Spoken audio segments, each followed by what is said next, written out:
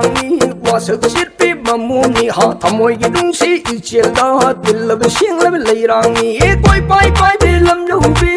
ha de chela nusi matang lam la kanna gi nung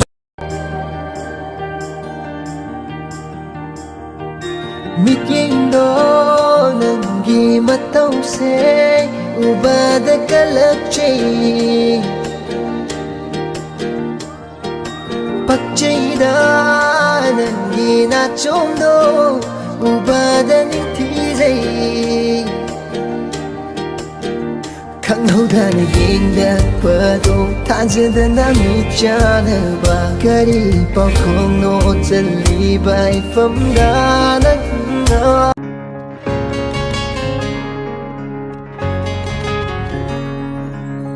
Ai manau na mi ba